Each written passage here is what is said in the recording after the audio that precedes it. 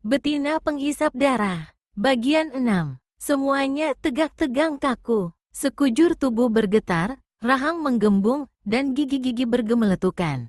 Gadis berbaju ungu itu telah lepaskan pukulan sakti bernama Salju Pusaka Dewa. Si kaki besi dan beberapa tokoh silat lainnya maklum kalau lawan memiliki ilmu aneh yang menimbulkan hawa dingin dan bisa membuat kaku sekujur tubuh serta anggota badan, cepat-cepat alirkan darah dan tenaga dalam hawa panas. Begitu mereka terbebas dari kekakuan, kembali mereka menyerbu si gadis. Kali ini beberapa di antaranya sudah menghunus senjata sakti yang mereka miliki. Hanya si kaki besi saja yang masih tetap mengandalkan kedua kakinya. Di atas pohon, sementara itu Tumik Jarandiku keluarkan teriakan keras yang merupakan syarat. Diikuti oleh tokoh-tokoh silat yang ada di cabang pohon, dia segera melesat ke bawah. Di bawah sana, beberapa orang tokoh silat istana yang tadi tidak sempat ikut melesat ke atas pohon kini telah ikut mengurung betina penghisap darah. Gadis ini sekarang dikeroyok hampir oleh 20 orang. Beberapa di antaranya adalah tokoh-tokoh silat berkepandaian tinggi. Serta-merta dirinya terdesak, nyawanya terancam. Namun gadis itu tampak tenang-tenang saja, malah terus menghadapi para pengeroyoknya sambil tersenyum-senyum, tapi tetap saja wajahnya seram mengerikan karena bercelemongan darah Pertolo Sembito yang tadi telah jadi korbannya pertama kali. Dalam keadaan perkelahian berkecamuk hebat demikian rupa itulah, rombongan Dewa Tuak, kakek segala tahu, dan pendekar 212 Wiro Sableng sampai di tempat itu. Ketiganya masih sempat merasakan hawa dingin aneh yang mencucuk sampai ke tulang sumsum. Anak sesat, itu dia, kata Dewa Tuak dengan sangat marah. Sebentar lagi dia akan menemui ajal di tangan para pengeroyok. Kalau aku tidak segera turun tangan, bisa-bisa aku keduluan orang-orang itu. Anggini harus mati di tanganku. Dewa Tuak hendak melompat ke arah kalangan pertempuran. Tapi kakek segala tahu cepat memegang lengannya lalu berpaling pada pendekar 212. Anak Sableng, coba kau katakan dulu padaku apa yang terjadi, kata kakek segala tahu. Jilid 15. Wiro menggaruk kepalanya. Anggini, murid Dewa Tuak, dikeroyok hampir oleh 20 orang. Dia mempertahankan diri hanya mengandalkan selendang ungu dan pukulan-pukulan sakti di tangan kanan. Agaknya. Tunggu dulu, potong kakek segala tahu. Sebelumnya kau mengatakan bahwa ketika kau bertemu dengan Anggini, gadis itu bilang selendang yang pernah kau berikan padanya hilang. Mengapa tahu-tahu kini selendang itu ada di tangannya? Ini memang satu hal yang saya tidak mengerti, Kek, jawab Wiro. Dia pasti berdusta, mungkin takut kau akan memintanya kembali.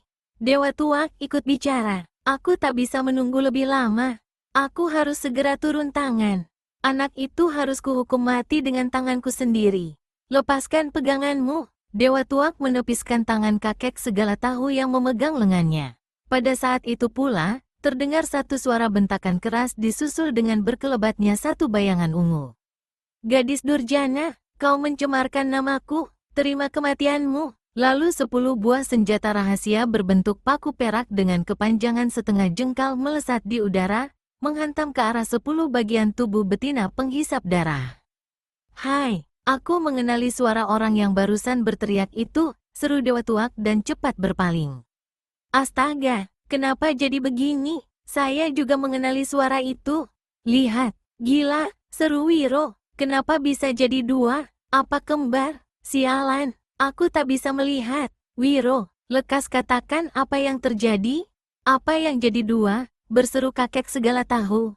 Kalau sejak tadi mendiamkan saja kaleng rombengnya, kini dia goyang-goyangkan benda itu hingga mengeluarkan suara berkerontangan. Ada 2 dara berpakaian serba ungu, berwajah hampir mirip satu sama lain. Cuma satu memegang selendang, satunya tidak. Wiro menerangkan dengan cepat. Kakek segala tahu angkat bagian depan kaping bambunya sedikit lalu berkata, apa kataku? Aku memang sudah duga, Dewa Tuak. Salah satu dari gadis berpakaian ungu itu adalah muridmu. Kau harus tahu mana muridmu yang sebenarnya dan mana gadis yang kejatuhan sumpah turun-temurun lewat Maharatu. Dewa Tuak terbelalak. Aku bisa pusing, katanya. Keduanya hampir tidak berbeda satu sama lain. Biar aku teguk dulu Tuakku. Abis berkata begitu, Dewa Tuak teguk-tuak dalam bambu sampai wajahnya menjadi merah. Di depan sana, gadis berbaju ungu yang mendapat serangan senjata rahasia dari gadis berpakaian ungu lainnya pukulkan tangan kirinya serta sebatkan selendang ungunya. 8 senjata rahasia berbentuk paku mental. 3 di antaranya menghantam para pengeroyoknya. 1 tertembus tepat di keningnya hingga roboh saat itu juga. 2 menjerit ketika paku-paku perak itu menembus dada dan perut masing-masing. 2 paku perak lainnya sempat merobek ujung selendang di tangan kanan si dara berbaju ungu dan satunya lagi menyambar bahu pakaiannya hingga robek besar. Marahlah gadis ini, didahului dengan teriakan melengking keras. Dia membuat gerakan demikian rupa untuk dapat membebaskan diri dari para pengeroyoknya. Tujuannya kini adalah menyerang gadis berbaju ungu yang barusan datang dan membunuhnya. Tetapi celakanya, para pengeroyok tidak memberi kesempatan. Sepasang mata gadis berbaju ungu itu tampak berapi-api. Mulutnya terkatup rapat-rapat. Dewa Tuak, apa kau masih belum dapat mengenali mana gadis berbaju ungu muridmu? Bertanya kakek segala tahu. Sulit kalau aku tidak bisa mendekat. Barusan aku mendengar ada yang melepas senjata rahasia. Kau lihat siapa yang melakukan? Bertanya kakek segala tahu. Astaga, seru Wiro. Bukankah Anggini memiliki senjata rahasia berupa paku perak seperti yang tadi dilepaskan gadis baju ungu yang barusan datang? Berarti gadis ini adalah muridmu, Dewa Tuak. Dewa Tuak berseru kaget. Aku sudah pikun. Mestinya aku bisa menerka sendiri tadi. Wiro, kau betul. Yang barusan datang ini adalah muridku, Anggini. Apa kataku? Ujar kakek segala tahu. Sebelumnya aku sudah menduga kalau muridmu tidak melakukan kejahatan biadab itu. Bukan dia yang jadi betina penghisap darah. Hanya saja buktinya belum didapat. Kini rahasia besar itu sudah mulai tersingkap. Gadis yang memegang selendang harus dibunuh. Dialah betina penghisap darah yang sebenarnya. Maharatu sengaja menyarukan dirinya sebagai anak muridmu. Namamu tercemar, lalu kau akan membunuh muridmu sendiri, atau si betina itu yang akan membunuh kalian berdua, guru dan murid.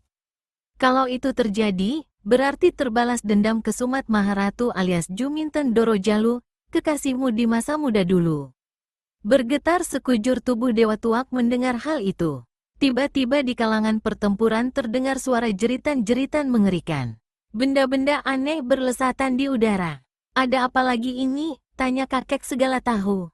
Sementara itu, orang-orang yang sejak tadi mengeroyok gadis berbaju ungu itu menjadi heran ketika mereka melihat munculnya gadis berbaju ungu lain yang memiliki wajah mirip.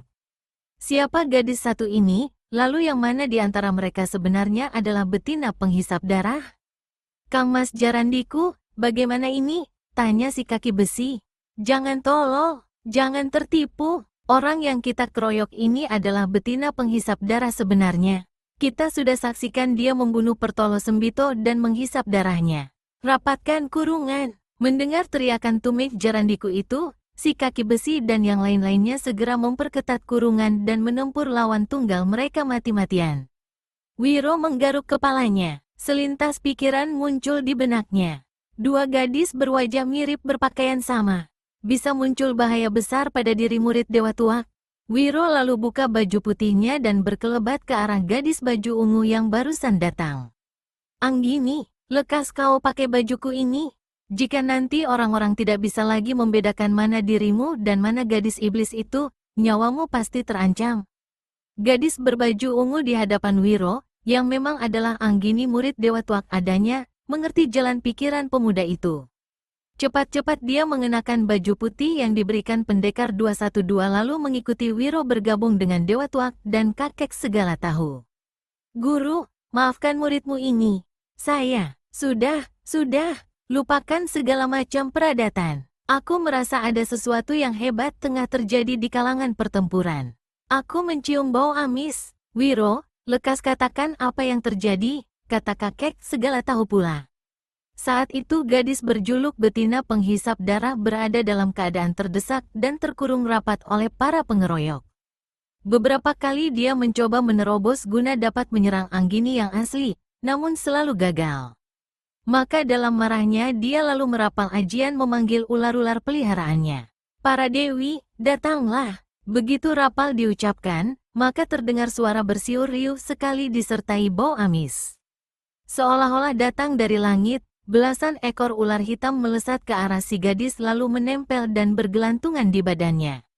Ada yang bergelung di leher, dada, pinggang, atau kaki. 2 ekor ular malah mendekam di atas kepalanya. Melihat hal ini, tentu saja para pengeroyok menjadi bergidik. Dengan ketakutan mereka melangkah mundur.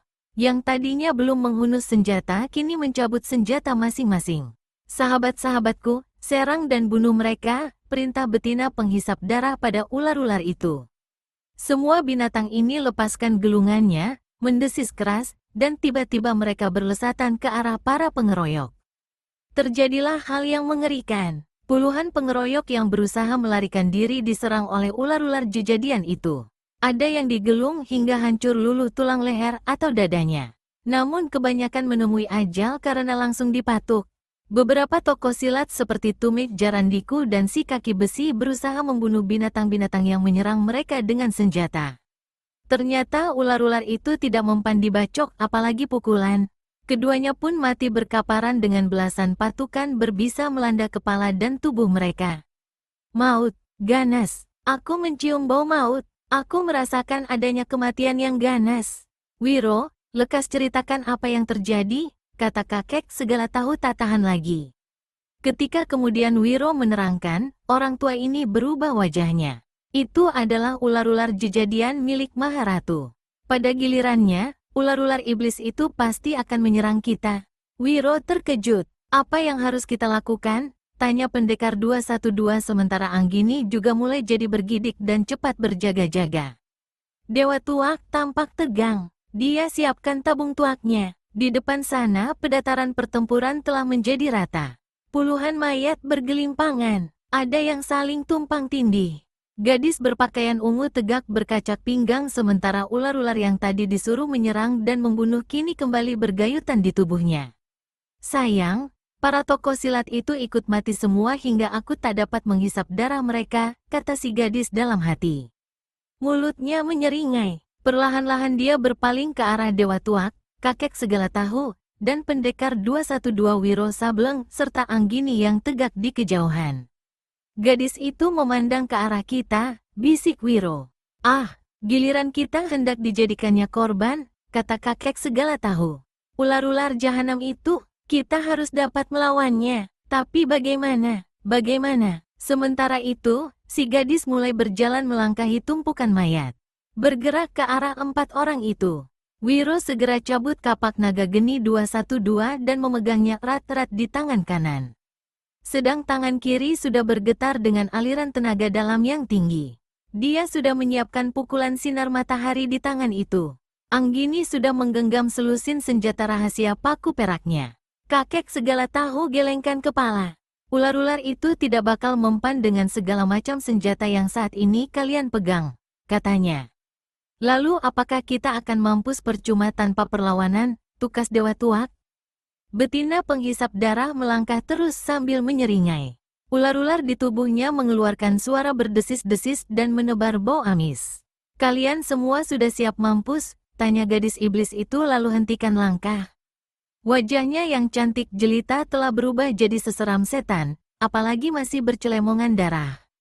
Celaka, aku masih belum menemukan cara untuk menghadapi ular-ular itu, kata kakek segala tahu. Otakku seperti buntu. Kek, goyangkan kaleng rombengmu. Siapa tahu kau bisa segera dapat petunjuk, bisik Wiro. Kakek segala tahu mendongak. Lalu diangkatnya tangan kanannya tinggi-tinggi dan goyangkan kaleng yang dipegangnya. Gadis berbaju ungu di hadapan mereka tertawa bergelak. Rupanya kau ingin mengantar kematian diri dan teman-temanmu dengan nyanyian kaleng rombeng begitu rupa. Hik hik hik, sialan, dia menghina kalengku, kata kakek segala tahu. Tiba-tiba dia susul ucapannya. Ular, binatang itu paling takut dengan api. Kita bisa membunuhnya dengan api. Paras Dewa Tuak berubah. Tuak murniku bisa kujadikan api. Sahabat, kupinjam dulu tongkat bututmu. Tanpa menunggu jawaban, Dewa Tuak segera mengambil tongkat kayu di tangan kiri kakek segala tahu. Lalu dirobeknya ujung pakaiannya sendiri dan digulungkannya pada ujung tongkat. Ujung tongkat itu kemudian dicelupkannya ke dalam tuak dalam tabung bambu. Api, kita butuh api, kata Dewa Tuak. Matanya membentur kapak naga geni 212 di tangan Wiro. Heh, apa kau membawa batu hitam pasangan senjata mustika itu? Wiro segera mengerti dan cepat keluarkan batu hitam yang tersimpan di pinggangnya. Tanpa disuruh, dia segera menghantamkan batu hitam ke salah satu mata kapak. Bunga api memercik terang. Dewa Tuak dekatkan ujung tongkat yang telah digulung kain dan dicelup Tuak. Serta-merta api menyambar dan membakar ujung tongkat seperti sebuah obor. Di depan sana, betina penghisap darah tertawa tergelak. Kalian kira api itu bisa menakuti ular-ularku? Bisa membunuh binatang-binatang ini? Dewa Tuak dan kakek segala tahu tercekat. Iblis itu betul. Bagaimana kalau binatang jejadian itu tidak mempan api? Bisik kakek segala tahu. Berarti kita semua akan mati di tempat ini, jawab Wiro dengan muka mulai pucat. Dewa Tuak teguk tuaknya sampai mulutnya penuh. Minuman itu tidak terus ditelannya melainkan tetap dibiarkannya di dalam mulut. Tangan kirinya memegang tongkat yang ujungnya dikobari api.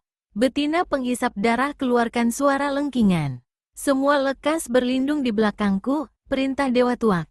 Kakek segala tahu dan Anggini segera melakukan apa yang diperintahkan. Hanya Wiro yang masih tegak di sebelah kanannya. Kau sudah ingin segera mampus, bentak Dewa Tuak. Mungkin api kapak dan batu bisa menolong seperti api tuakmu, jawab pendekar 212. Kau coba saja, kalau gagal, kau tanggung sendiri akibatnya.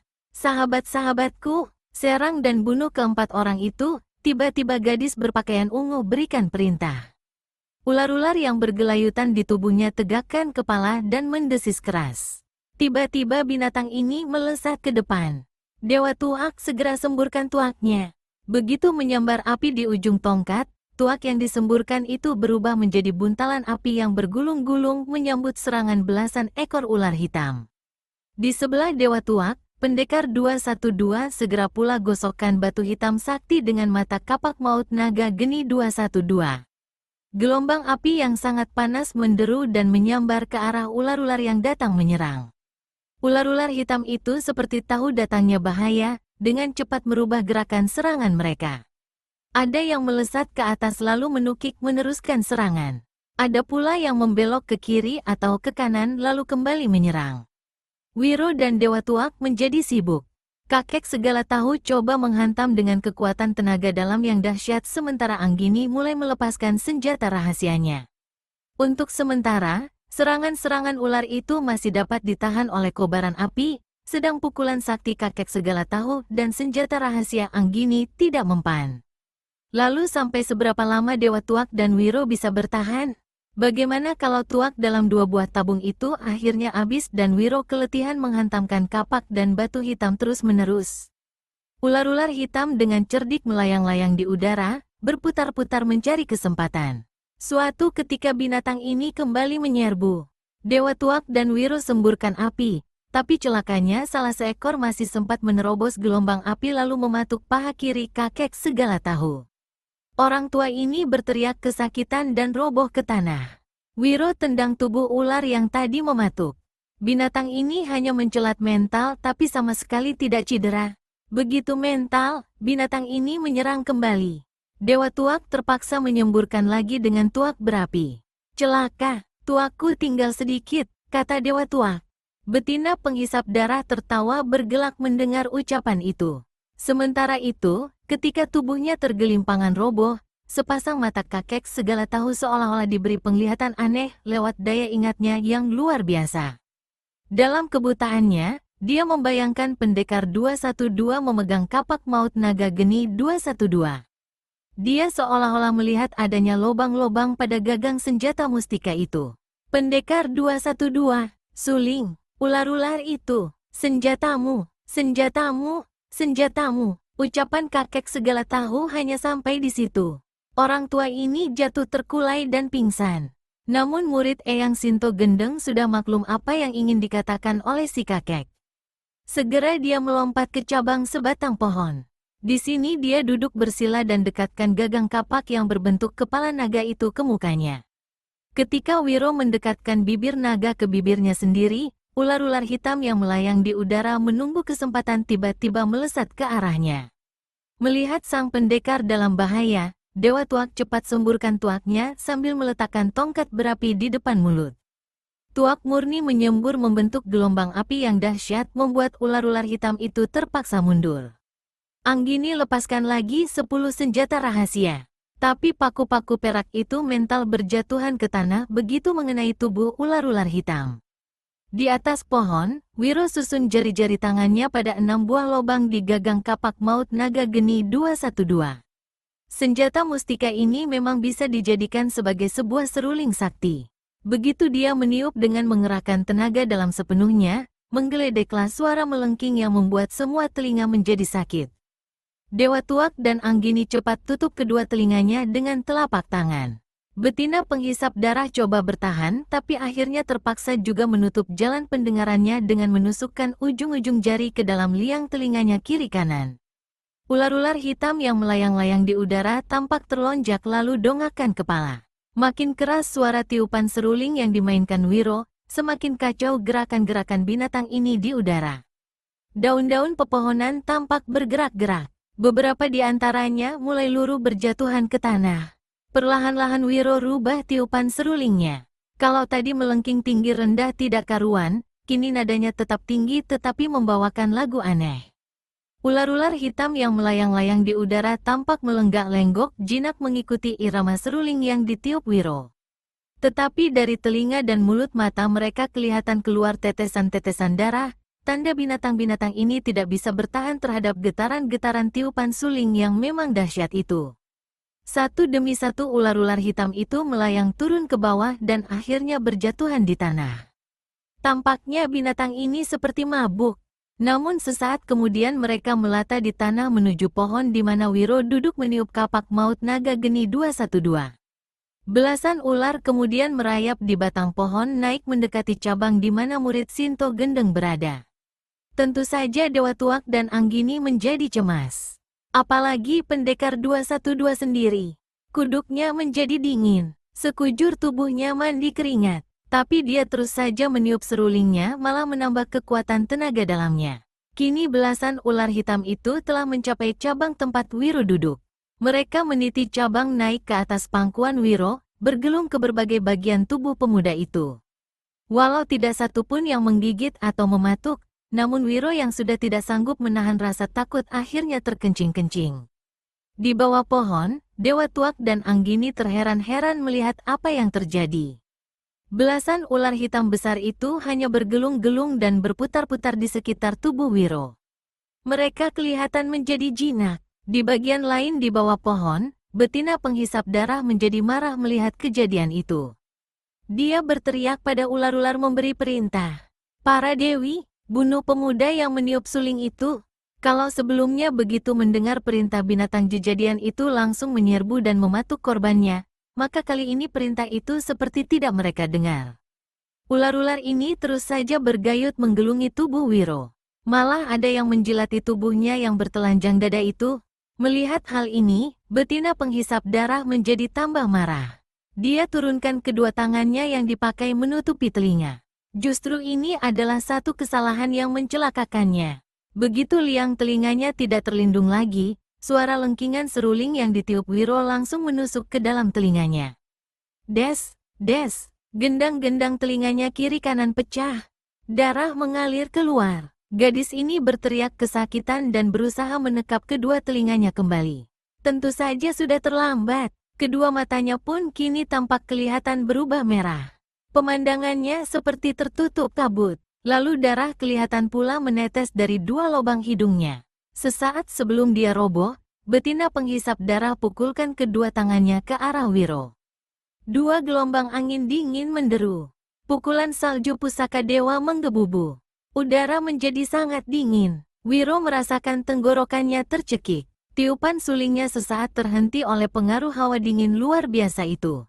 Jika hal ini terjadi berlama-lama, ular-ular hitam itu akan terbebas dari pengaruh tiupan seruling dan pasti akan menyerbu serta membunuh siapa saja yang ada di situ.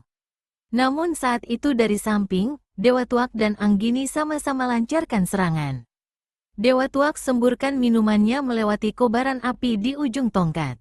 Satu gelombang api menderu ke arah betina penghisap darah.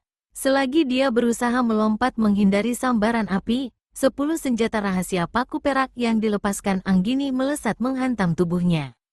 Hanya 3 yang bisa dilakannya. 7 lainnya menancap tepat di berbagai bagian tubuhnya. Saat yang sama, gelombang api kembali menyambar. Wus! Betina penghisap darah menjerit keras. Tubuhnya sesaat tampak melayang ke atas dengan kobaran api. Ketika tubuh itu terhempas ke tanah, keadaannya sudah jadi gosong menghitam. "Selendangku!" seru Anggini seraya memburu. Tapi selendang pemberian Wiro itu telah ikut jadi abu. Di atas pohon, Wiro merasakan rasa tercekik pada tenggorokannya lenyap. Serta-merta dia meniup sulingnya kembali. Hal ini membuat Dewa Tuak dan Anggini terpaksa menutup liang telinga mereka kembali. Satu demi satu ular-ular hitam yang meliliti tubuh pendekar 212 berjatuhan ke tanah. Binatang ini menggeliat-geliat beberapa lamanya, lalu terjadilah hal yang aneh. Belasan ular itu berubah menjadi jejeran debu hitam memanjang, lalu debu hitam ini berubah menjadi asap putih yang perlahan-lahan naik ke udara dan akhirnya lenyap dari pemandangan. Wiro turunkan kapak maut naga geni 212 dari bibirnya. Dia memandang ke bawah. Senjata mustika itu disisipkannya ke pinggangnya. 2 kali dia menggaruk kepala baru pendekar ini melompat turun ke tanah. Wiro melangkah cepat mendekati Dewa Tuak dan Anggini yang tengah memeriksa keadaan kakek segala tahu yang saat itu masih berada dalam keadaan pingsan. Luka bekas patukan di paha kiri kakek kelihatan telah membengkak dan berwarna kebiruan. Wiro segera keluarkan kapak saktinya kembali. Salah satu mata kapak diletakkannya di bagian paha yang kena patuk. Lalu murid Sinto Gendeng ini mulai kerahkan tenaga dalamnya untuk menyedot racun yang ada dalam tubuh orang tua itu. Perlahan-lahan darah kental keluar dari lubang luka. Mula-mula warnanya tampak hitam, lalu berubah agak kebiru-biruan. Setelah beberapa lama, darah itu berubah lagi menjadi merah. Wiro menarik nafas lega. Dia hentikan pengerahan tenaga dalam. Racun di tubuh kakek segala tahu telah dikuras keluar.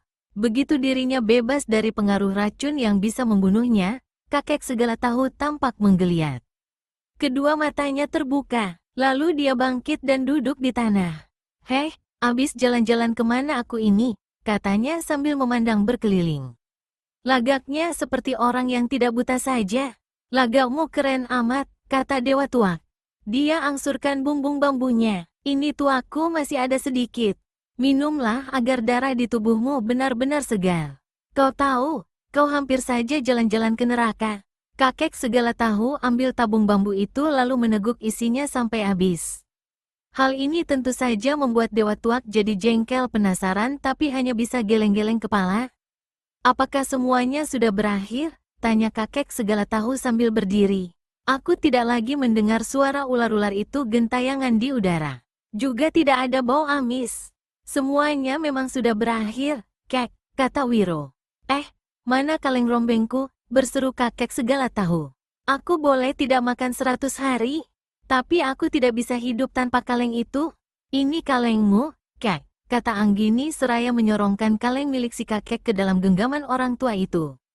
"Ah, terima kasih." Kakek segala tahu lalu goyang-goyangkan kalengnya hingga mengeluarkan suara berisik.